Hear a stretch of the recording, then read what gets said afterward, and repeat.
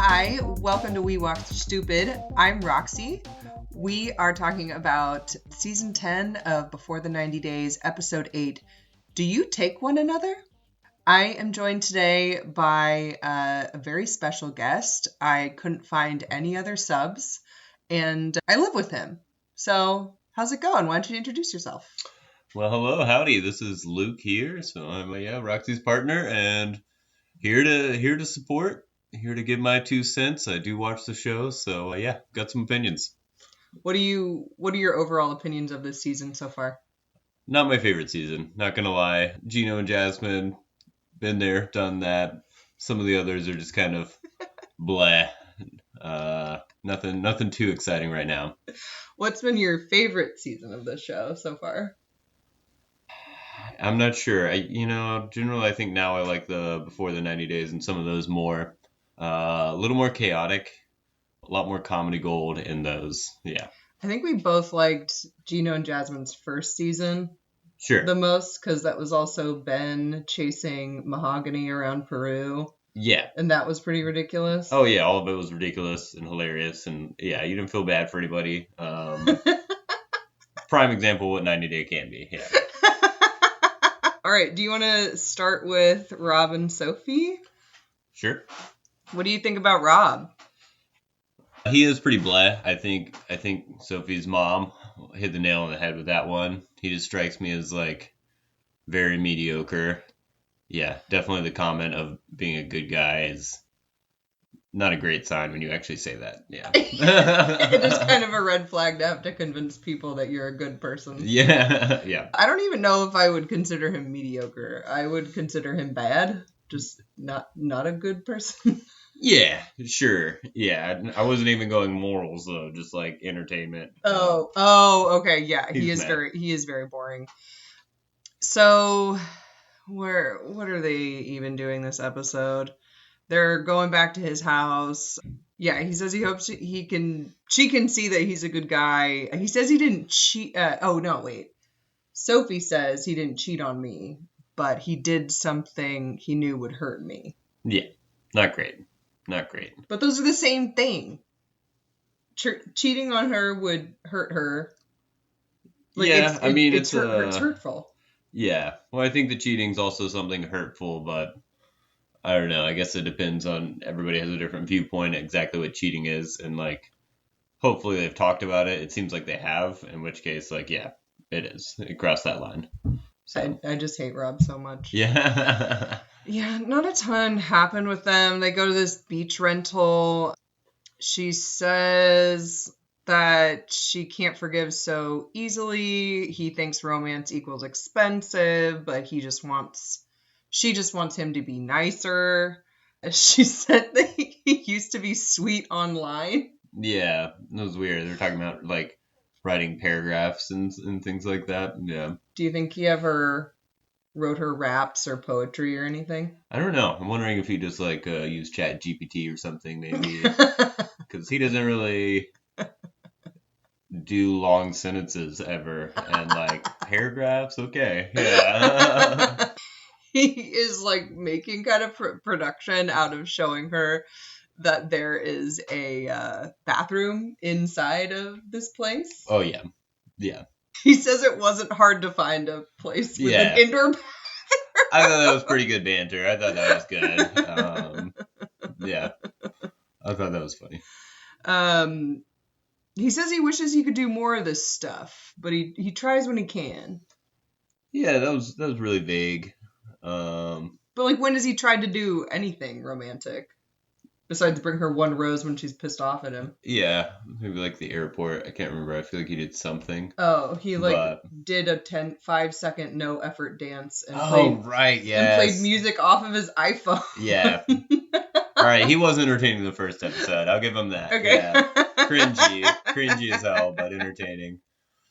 But yeah, he's a train wreck. And then Sophie calls her mom at this brewery in downtown. I can't think of a worse place to make a video call. Well, maybe it was loud, so it's just like whatever. Nobody could really hear her. But like could mom hear her over like beer glasses clinking and shit like that? I guess so. I don't know. I guess, yeah. Anyways, mom doesn't seem thrilled. Yeah, I don't know. She just seemed to want to have a problem, but I'm guessing they talked the past few days, so she's not on Rob's side at all anyway. Yeah, Sophie in an ITM says that when she was living in Mexico, that her mom would get defensive of her because she would watch her and Rob argue. Yeah. And then Rob would get defensive of her because she would watch her and her mom argue.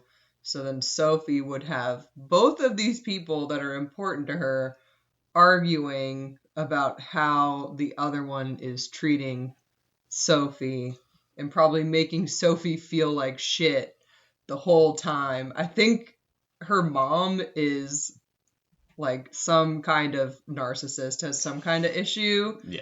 And that might be why she's choosing people like Rob. Yeah, could be. Very opposite. But yeah, probably wasn't fun. What do you think is going on with mom? I don't know. I think mom's pretty wild. Definitely a face to remember. But yeah, she seemed like an intense person. I'm sure they'll bring her on at some point because that'd probably be pretty good for the show. It seems like she's coming to LA. Yeah, it seems like she's coming. We'll see. She's probably going to flip out on Rob. Hopefully... Rob the knob. Hopefully she comes and just stays at their place and all three of them are crashing because, yeah, that'd be great.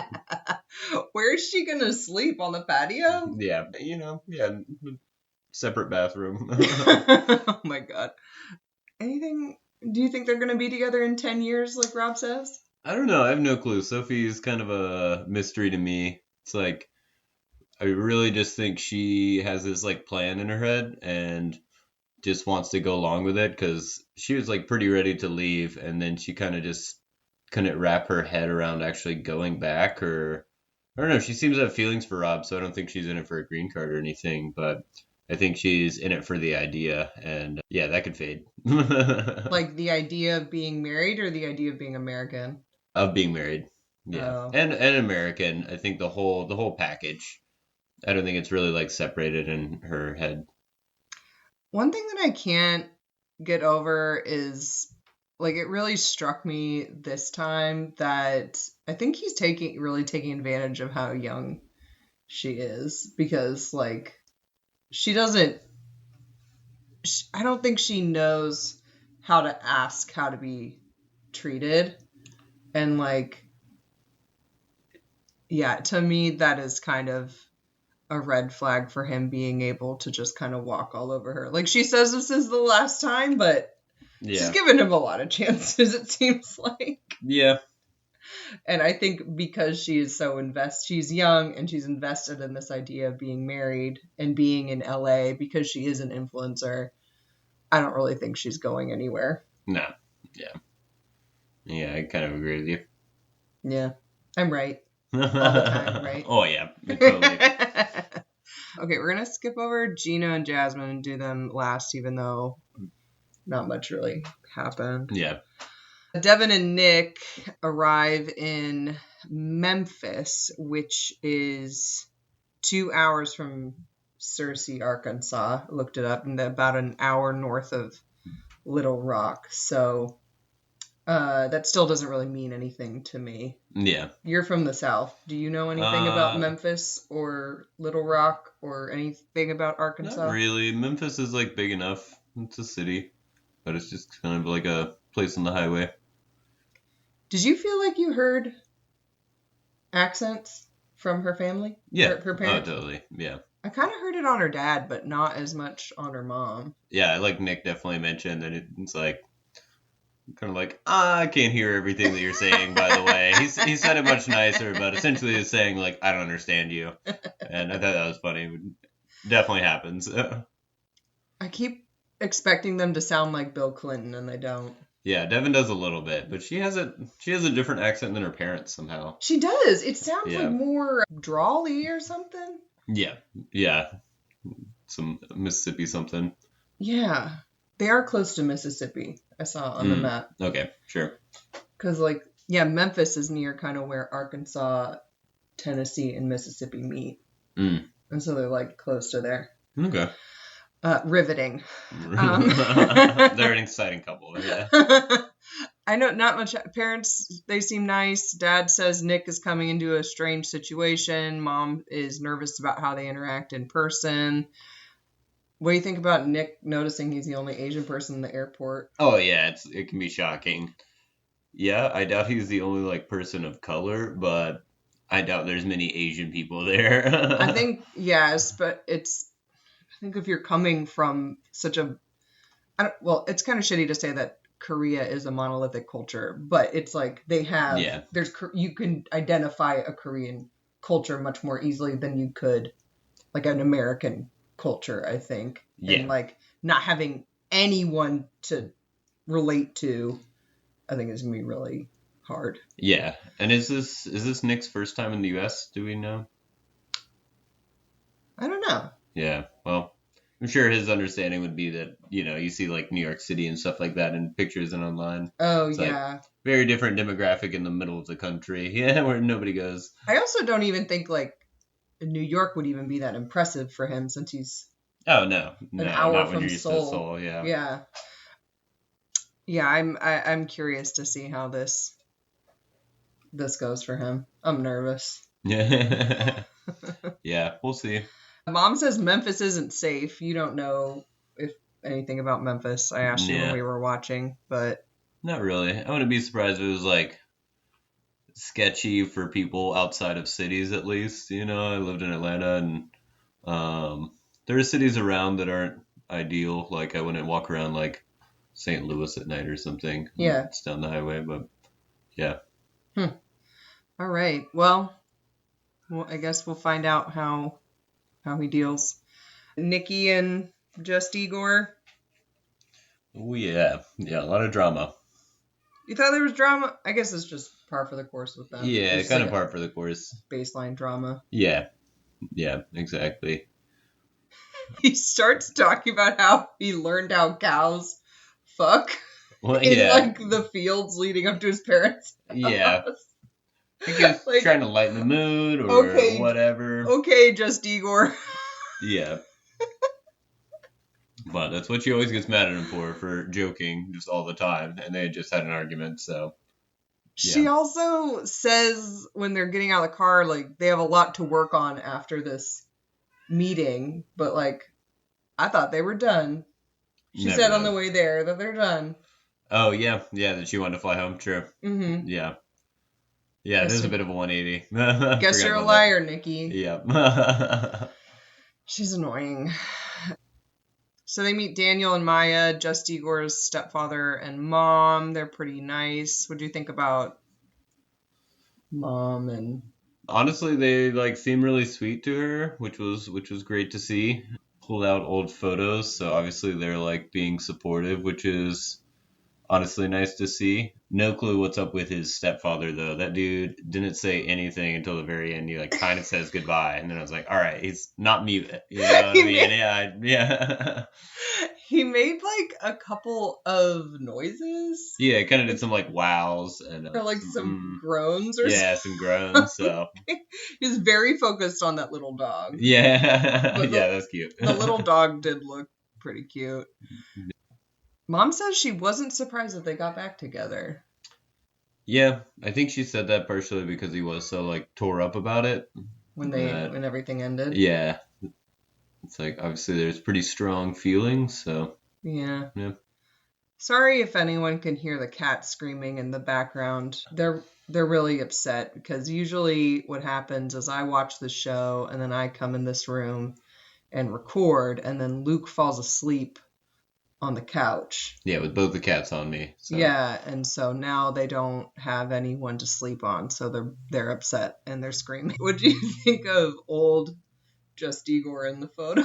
Oh, yeah, Timberlake, yeah. That's pretty good. He's been styling for a long time. I mean, we know that now. He looks super different to me. Did he? Yeah. He looked younger. He definitely looked younger, but he definitely had a nose job. Yeah. And then I think I detected jawline filler and temple filler. Seems like something like that. Yeah. Yeah. And then obviously he's not blonde anymore. Oh my god. Did you ever dye your hair? No, never. No, never. Good. Okay, maybe that's why we're together. Yeah, so they had photos of their first engagement and stuff that his mom had kept. Yeah. Mom says she never forgets. That I couldn't tell if that was like a sweet thing or a more sinister thing.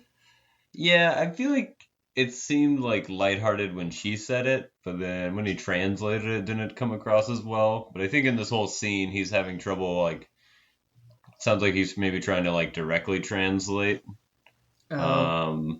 So there's, like, sometimes when the wrong words are used, but... Yeah.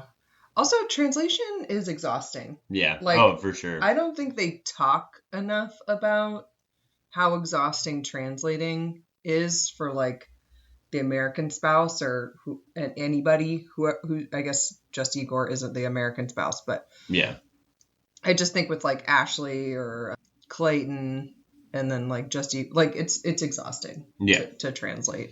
Oh, for sure. So at one point he doesn't even bother. Like yeah. They're talking about whether his mom could like handle the engagement again or something. Oh yeah. Nikki says like he's in good hands, and then Justin just says back like everything will be okay in many other English words. Yeah. I really want to search that to see if that's like the actual translation what he said, but it was like damn. Mom seemed a little confused, but just like kind of accepted it. Yeah. Like okay, I guess I'm getting the gist of it. Yeah. Yeah, that was kind of wild. What do you think their next fight is going to be about? Let's see. They just had this. They're going to feel pretty good for a little bit. And then... They're having their engagement party. Yeah, maybe something with that. Maybe seems to be a lot of clothing-based ones. Maybe what she wears to that. Oh, yeah. Because once again, the parents are going to be around, but she's going to want to, like, dress up for it. Yeah. So, all right, that's a good prediction. But I'd imagine they would have an argument before that. Seems like a daily occurrence, you know? Yeah, I don't think you're wrong. Yeah, it was sweet. I don't know, after she asked the parents, like, kind of why they decided to accept her and whatnot. And I feel like Justigor, like, they answered really sweetly, and then Justigor was like, yeah, I've been putting in a lot of effort, which, I mean, none of that's shown on camera. You kind of have to take it at his word, but I don't know. That was pretty nice to see. So they have a very weird relationship, but they obviously, like, care about each other a lot. I wasn't convinced, honestly, at the beginning, and especially when she was talking about him not being, like, touchy, but it seems like there's feelings. The cat's trying to get under the door. Yeah, I guess I could see it here. I really don't.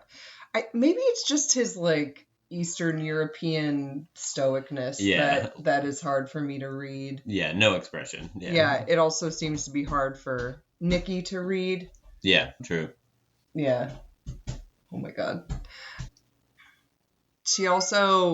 Nikki is like freaking out. She says, everyone's invested. My friends are invested. My family are invested. His friends are invested. I'm like, I don't think so. Yeah. It doesn't really matter anyway. I mean, it's not about that. Yeah. So.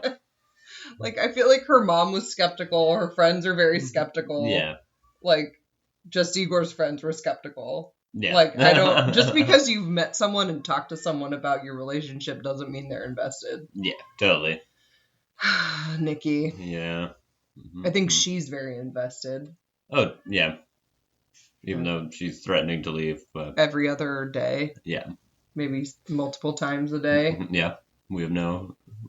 Is that healthy? Should I be doing more of that? No, please don't. Okay. Please don't imitate anything you see on this show. Okay.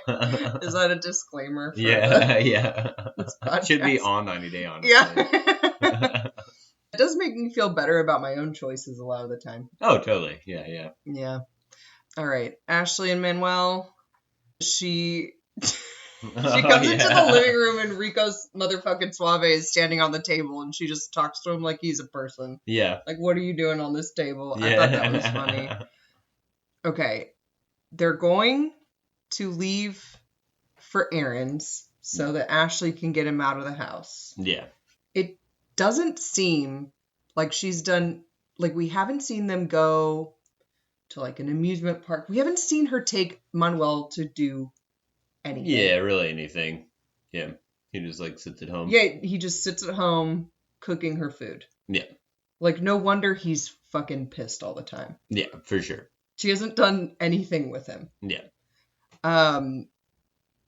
And so they're about to go do errands, and she says she needs to stop and get coffee, and then it starts this argument about coffee. And he starts telling us that Ashley buys 2 or 3 cups of coffee a day at like $8 each, and she spends, he's like, over a month. Was it like, did he say something like that? He was just like saying how much it would be over the whole month, like 2 to 3 a day for 7 days a week. Right. But yeah, like, hey, what coffee is $8? Like, I live in Seattle, and yeah, well, it would be some latte something with toppings and whatever. Yeah. Like, yeah. True. It has all these yeah extra foam, whatever.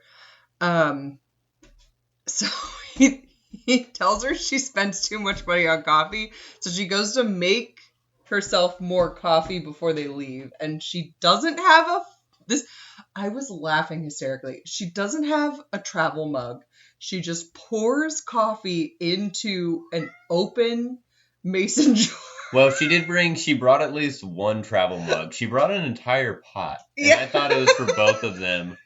And it's just Ashley. And it's like, Manuel even told her to make a whole pot because he knows her, I guess. But it was like, wow. It's like the large mason jar, a travel mug, and probably another one somewhere. Okay, yeah, because they already drank, it sounds like they already drank a pot of coffee before they left. The morning coffee, sure. And then she needed more, so she made another pot before they left. Yep. She also seemingly criticized Manuel's coffee for being too weak. She was like, I need real coffee. Yeah. So she makes more coffee. She pours into a travel mug and a mason jar, gets in the car, and then No, spills the coffee first before she even does anything else. Yeah. She spills the coffee. He's making fun of her. She's like, hold this. And then while they're driving, she opens up a Starbucks double shot. Yeah, canned coffee. And he's like, what are you doing? I don't want to hold this shit anymore. You already have an open cup. Handing her cups of coffee as she's like at a stoplight, it looks like. She is acting like a maniac. Oh, yeah, she is wild. Acting like a maniac. Yeah. And this, I think, gives us a lot of context for her behavior. Yeah. Like, we truly do not see her without, like, a cup of iced coffee in most of the scenes. Yeah. Like, she goes to meet her sister in the park. She's got a coffee for her, a coffee for her sister. She is drinking a lot of coffee. Yeah. And then she's reacting very strongly to everything that Manuel does. Yeah. I can speak for myself. I'm very sensitive to caffeine, but yeah, I usually drink decaf. If I have regular caffeine, you can tell. Yeah, I just like, if you're drinking that much coffee, it doesn't have a huge effect on you usually. If it would, like, how would you survive drinking that much coffee? So, like, I don't know, why is it such a big deal? Why you're like going out for half a day and you need to take like 5 coffees with you? It's just like weird, honestly. It's just weird. Yeah, but also her drinking them. If I was in that car, I would be terrified for my life. No. She's also like grabbing tissues, using the phone, like doing lots of different things.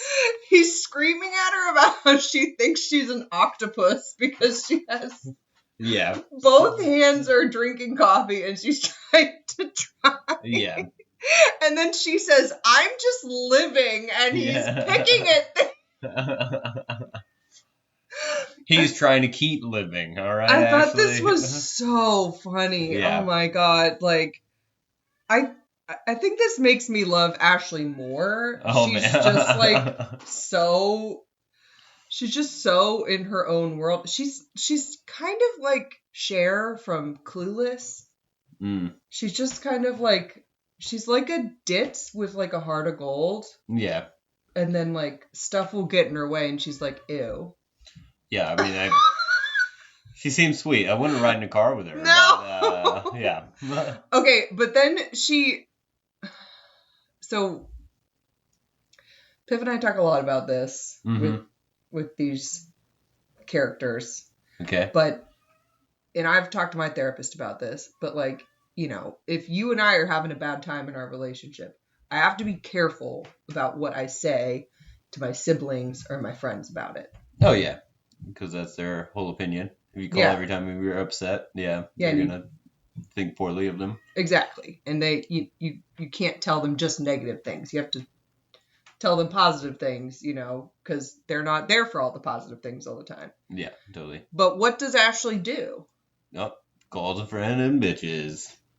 With Manuel in the car. Yeah, that was really awkward. And I know he doesn't speak English, but it seems like he, like, understands some words. So, because, I don't know. He totally knew. He says in his ITM, like, I know that she's talking about me. Yeah. And I can't understand because she's speaking in English on purpose. It just seemed really shitty. Yeah. That's just so inappropriate. Like, she is so caffeinated and so hyped up. Yeah. She can't, like, calm herself down and, like, deal with it in the moment or, like, call a friend later. Yeah. Like, this woman is, like, high octane 24/7 because her blood is half caffeine. I guess so. Yeah. It's everything all the time. Everywhere.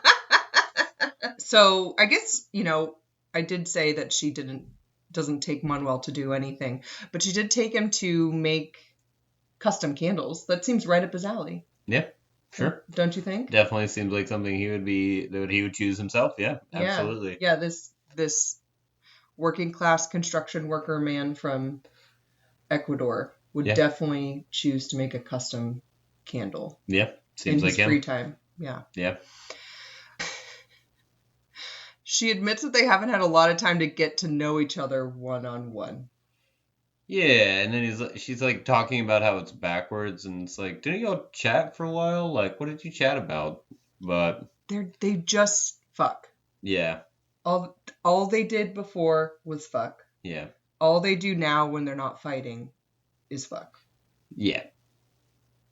True. I think she means it's backwards because she got to know his family, but apparently not his kids. I still don't understand. Yeah, I'm not what her relationship really is to on his that. family. She says she got to know his family, but then they didn't get to spend a lot of time one-on-one, which I guess in normal dating, you would spend time one-on-one on dates, and then you would get to know the person's family. They're kind of like living with each other immediately, more or less. Yeah. So they meet their friends Alicia and Sully, I think were their names. Sully asks how Ashley is helping Manuel feel comfortable. Yeah, and she responded by having more food in the house because she doesn't keep a lot of food for herself. It's like, yeah, it's not really, like I've got clean water, non-toxic air in my apartment, so he's alive. But she also says that, like, he's the one cooking it. Yeah. So it's like, she's providing food. Like, Ashley, you're like outing yourself as like a mediocre man or something. Yeah. You just said that you're making him feel comfortable by giving him food. Like, that is a baseline. Yeah. Truly. Again, she is like a ditz. Like, I feel like she's teenage in some ways. Like, doesn't really. She clearly didn't understand how this process was going to work. Yeah. I think she just wanted her fuck buddy home with her. Mm-hmm. I didn't think about, like, anything else. Yeah. No, I think that's accurate. So then her friend is clearly prompted by the producers to ask about this Sending money back. remittance. Yeah. And it sounds like Ashley understands it's important for him to do that. But she says that she didn't understand how much he was going to be sending. And she says she still doesn't have a number. Yeah. And yeah, then he like kind of gave her a number, and the friends like freaked out about it. Well, they're just like making weird faces. The guy was kind of like covering his mouth, but I couldn't tell if that was like a reaction or he was just like awkward on camera. But that was like, I felt that was weird because she was kind of like defending it to her friends and like saying that it's okay and saying it kind of makes sense. But then when she translates that back for Manuel, she like says some of the same things, but then she brings up that she didn't know the exact amounts and this and that. Like, so I don't know. I felt like she was like calming it with her friends, but then kind of amps it up with Manuel. And there's like Totally. this whole conversation that he doesn't understand, right? Because this is all in English. And I don't know. It could be editing, but it's like he reacts poorly, and yeah, that could be it right there. And I mean, I think I wasn't really Team Manuel. I think they're both very immature. But it was For sure. this conversation really showed me the extent of Manuel's frustration with this dynamic. Because he is living in a situation where he doesn't get information unless she translates it for him because he doesn't know English. Yeah. And he's like seeing her friends react in a certain way. Like he knows what those facial expressions mean. Yeah, for sure. He's just getting the energy. But then he only gets what Ashley wants to tell him. And I think that's why he's like constantly reacting like so frustrated. Like I would be so frustrated if like I was in Germany and nobody else spoke English. Yeah. And like I only had like you and you kind of hated me to translate, you know? Yeah. Like that would be pretty freaking awful. Yeah. Also, like I was thinking like this is really stupid to talk about this in front of your friends, and then in his ITM he's like, this is really stupid to talk about in front of her friends. Yeah. Yeah. No, it's kind of defending Manuel, but yeah, he's definitely not innocent. And he's once again talks about how like the kids and the money is like kind of his private life. But like, yeah, you need Ashley to pay for it right now, so it's not that private. I don't know. They're that both makes sense. Yeah, they're both super stupid for like her friends are being defensive of Ashley, but this is the man that she chose, and she admits that she and Manuel admit like they chose each other. He has kids, so you're choosing to be with someone that has kids. Yeah. And I think she's just been super focused on getting Dick down, and she tells us she's aggressively underestimated how intense the process would be. Yeah. If I needed to send $300 a month to my family, how would you feel about that? Yeah, I mean, you just like do that out of your paycheck, and then like, you know, yeah.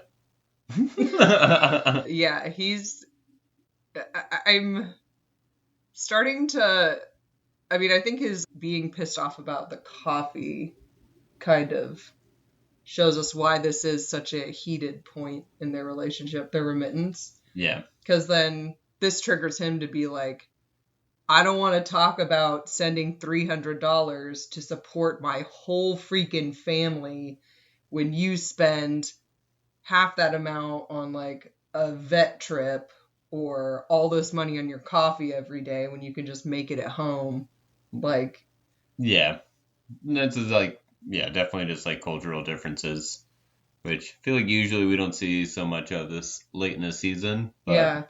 I don't know. Definitely seems like what it is. This also made me realize that like Manuel, even though he acts like a fuckboy, like he doesn't, because he's just like working and sending half his paycheck to his family, like he doesn't get to live like a fuckboy.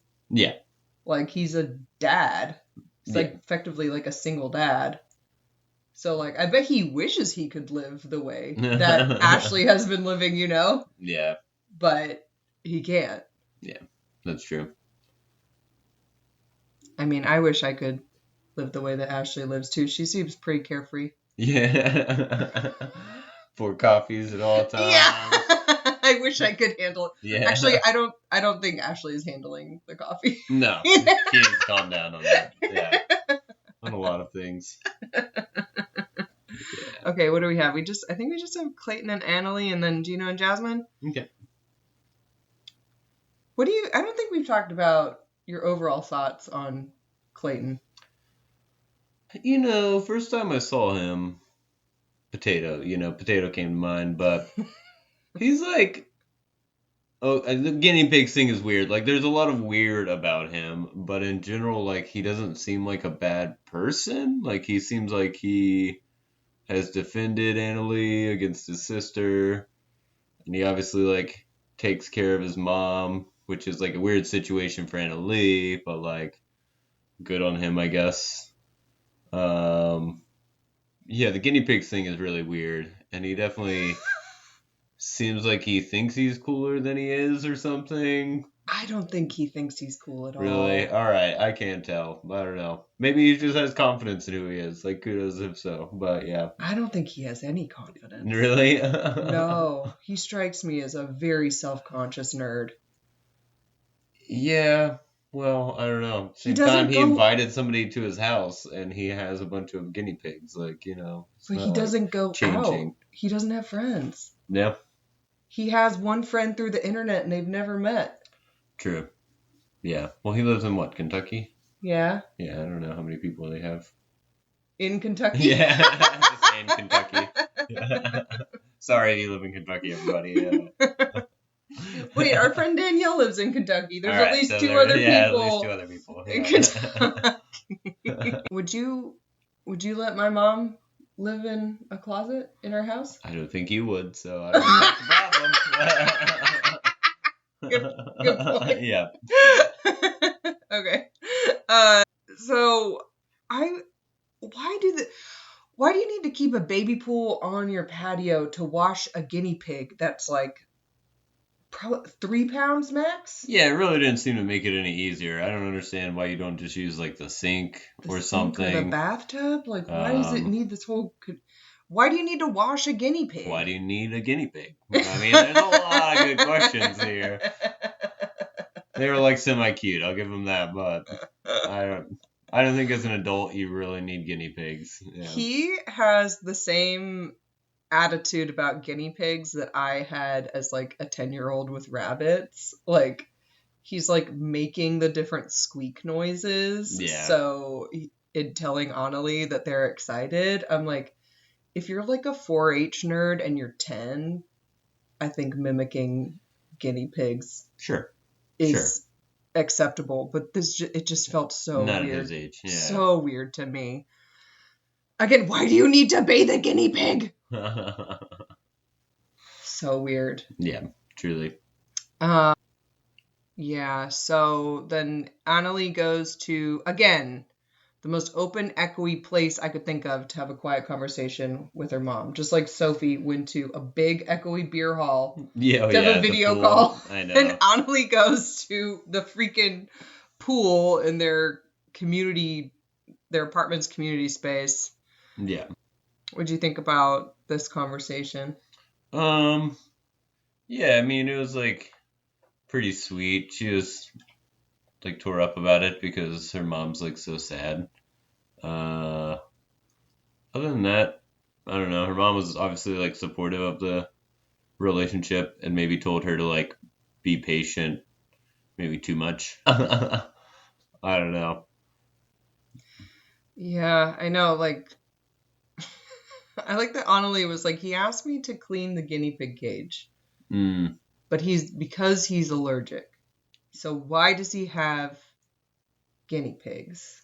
And then the mom's like, be patient with him. It's like, well, what about his common sense? That doesn't raise any flags for you, Mom? Yeah, and once again, this is like a middle-aged guy with guinea pigs.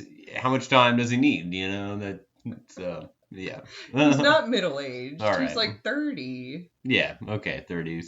Middle-aged is like 45, 50. Okay, I'll just say balding. Is he balding? I don't know. I think so. Yeah. You're just being rude. Yeah, I'm just being rude. Okay. He's in his 30s, sure. Okay. Something like that. Yeah, mom wants her to come back. Anali says something like, I only have one mom, but I could find another boyfriend. Yeah. Dun, dun, dun. Yeah. Will they, won't they? 90-day bingo card. Yeah, 90-day mainstay right there. Yeah. So they get packed and they're going to Indiana for some alone time and to visit Clayton's bitch sister, Brandi. Now ex-bitch. Yeah, they still haven't had sex. It's been a month. Yep. That's worrisome, but also mom is in the closet. Yeah, I get that. That'd be weird. And it smells like guinea pigs. Yeah. And you're dating a literal potato. It sounds like they had sex.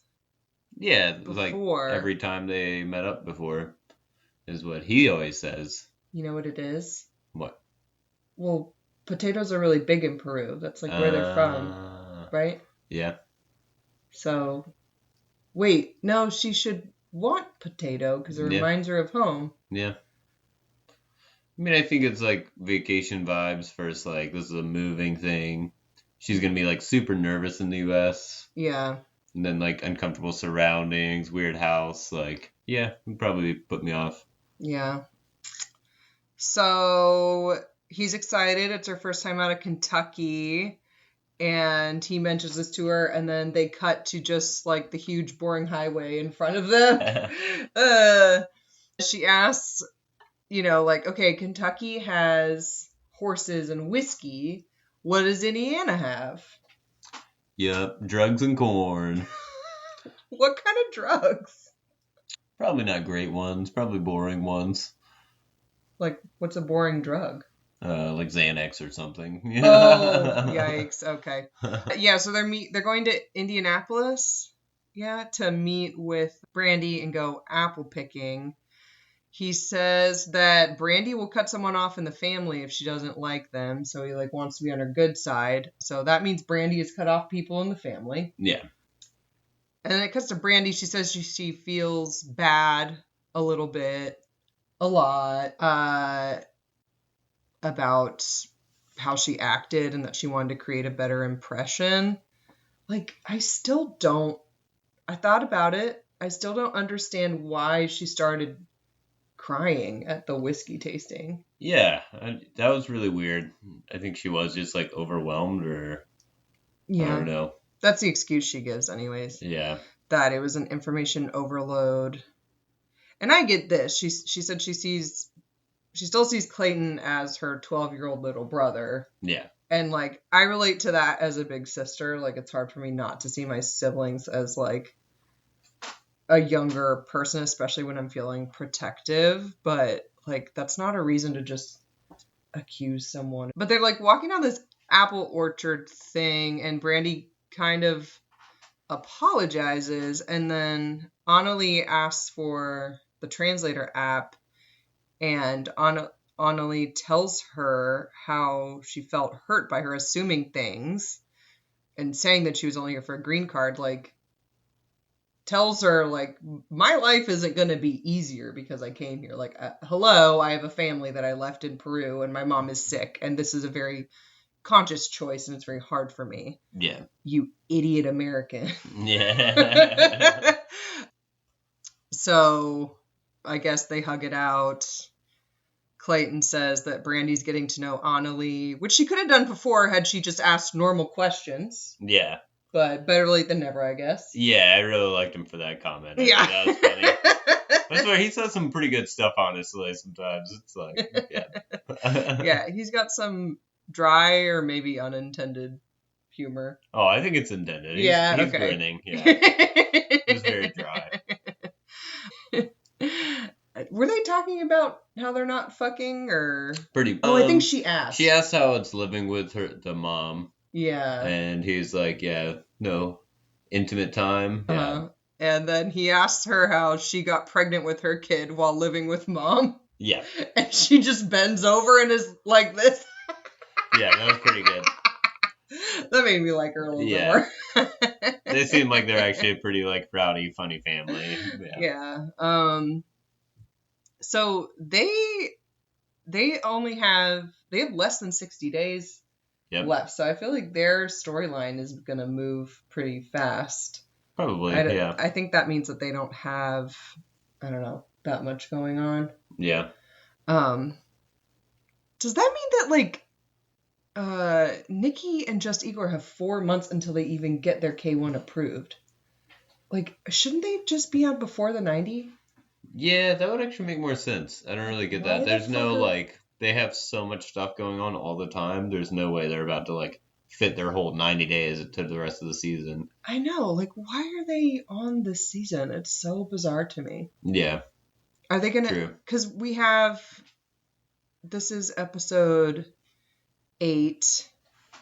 I'm guessing we probably only have, like, I don't know, maximum 8 left plus a reunion. Yeah. How are they gonna, like, that would just be so fast for Nikki and Justigor, unless they just don't get married. I don't know. I don't think they're getting married this season. No way. Weird. They're gonna be like Gino and Jasmine. Keep on going. So, do you feel like what's your sense of the productionness to the reality with Gino and Jasmine's storyline? You know, I think they honestly got carried away in the last seasons with the production, and they were both, like, kind of enjoying the fame and, I don't know, honestly having a good time. And now they kind of seem over it a little bit, or at least Gino does. But I don't know, I can't tell. Or maybe he's just trying to do a different persona and come off as, like, a stronger person because he's, like, talking back a lot more. So I don't really know. They're weird. Yeah, I'm kind of over Gino and Jasmine. Yeah, it's kind of the same. It's becoming kind of like the same pattern. I mean, totally. Jasmine is an incredible actress. Yes.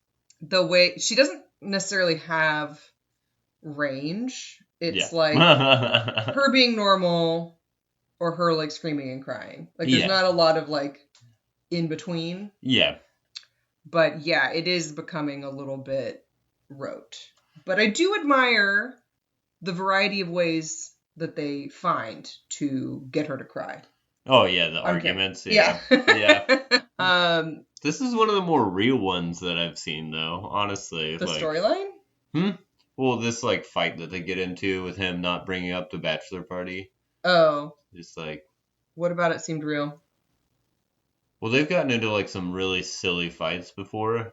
So, like, honestly, not telling your fiance that you're going to a strip club when you know that fiance is, like, a hyper jealous person. Like, it's like when we were talking to the other couple and, like, what is cheating is, like, what you have to clarify. And then imagine if you asked Jasmine, like, going to a strip club, especially if you're, like, touching somebody, would be. Yeah. They had some great... Gino says he didn't touch anybody. And then they had some great clips of some wild things happening. It's like, even if they do stay together, as soon as that airs, Jasmine's going to freak out again. You know what I mean? Like, I personally think that she knew all about it, and they only went to the strip club for TV. He did seem to be having a good time, though. Yeah, that could be. But he'd have an even better time if he knew it was for production. I wasn't that bad of a boy. Direct quote. While he's, like, on his hands and knees. Oh my god. I just think he's such a bad actor. She comes in. Okay, first of all, she comes in from the nail salon. She's wearing a pea coat, but she's a short dress and bare legs. He needs to teach her how to dress for this weather. She will better. Yeah. You don't think she'll learn? No. Okay, she asks him what he did the day before she arrived, and he says, "I didn't go out." Like, that is already incriminating. Yeah. Well, he does his like fake thinking thing for a minute and like, yeah, staring at those like IKEA instructions really hard and like, maybe I can't quite remember. Yeah. Yeah. And then she's like, did you spend time with Dana and Anthony? And he was like, oh, wait, hold on. I just realized that Dana and Anthony are father and son. Yeah, it's kind of weird. But that family is weird, so yeah, not too surprised. But the idea of going to a strip club with a parent is really weird. Yeah. I did see Magic Mike with my mom, but I feel like that's different. Mildly different. Still not okay. It was with my sister too. Does that make it better? No. No, it does not. He said, are you asking about my bachelor party? He says he didn't tell her because he didn't want her to get pissed. Not a good reason not to tell her. No. I guess, yeah, in what world would she not? I guess there's a lot of reason to think she wouldn't find out. Yeah. But the cameras were there. Yeah, I don't really like buy it. I don't know. It seems all It's iffy, all but... it's all weird. He said he wasn't going to tell her unless she asked, and she was like, why the fuck would I ask about that? Which is fair. That's a good question. Yeah.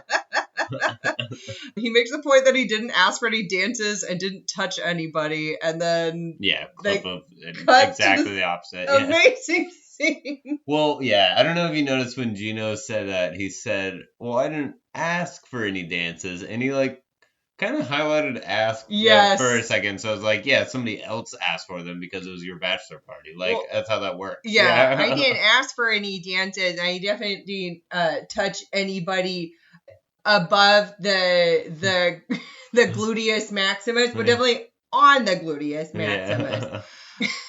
Yeah, and then so strange. She starts crying, and then he asks, "Why are you upset?"